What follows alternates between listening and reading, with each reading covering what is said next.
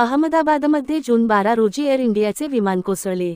हे विमान एका वसतिगृहावर कोसळले. या अपघातामध्ये 270 जणांचा मृत्यू झाला.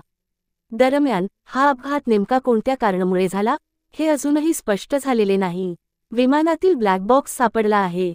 या ब्लॅक बॉक्समधून सर्व माहिती मिळेल अशी अपेक्षा आहे. पण आता एक नवीन समस्या समोर आली आहे.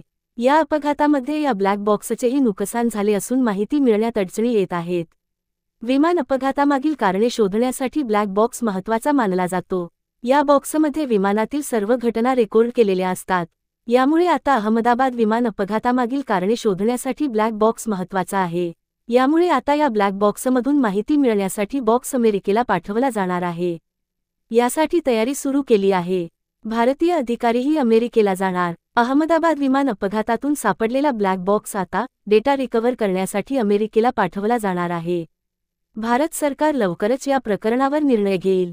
मिळालेल्या माहितीनुसार क्रॅश झालेल्या एअर इंडिया विमानाचा ब्लॅक बॉक्स वॉशिंग्टन डीसीला पाठवला जाईल. तिथे त्याची राष्ट्रीय वाहतूक सुरक्षा मंडळात चौकशी केली जाईल. या ब्लॅक बॉक्ससोबत एक भारतीय टीम देखील पाठवली जाईल. ही टीम तपासादरम्यान सर्व प्रोटोकॉलचे निरीक्षण करणार आहे. ब्लॅक बॉक्स म्हणजे काय? जेव्हा एखादे विमान कुठेही कोसळते तेव्हा प्रथम अपघाताचे कारण शोधले जाते. विमान अपघात झाल्यानंतर लगेचच स्थानिक प्रशासन, सुरक्षा दल आणि अग्निशमन विभागासारख्या आपत्कालीन सेवा तेथे पोहोचतात. विमान अपघातानंतर त्या अपघाताशी संबंधित माहिती मिळविण्यासाठी ब्लॅक बॉक्स ही एक अतिशय महत्त्वाची वस्तू ठरते. विमान अपघातानंतर त्याची चौकशी करण्यासाठी एक विशेष प्रशिक्षित हवाई अपघात तपास पथक तयार केले जाते, जे ब्लॅक बॉक्स शोधण्याचे काम देखील करते. भारतात या पथकांना नागरी विमान वाहतूक महासंचालनालय आणि विमान अपघात तपास ब्युरो पाठवतात. जेव्हा विमान अपघातात संपूर्ण विमान नष्ट होते तर ब्लॅक बॉक्स कसा वाचतो?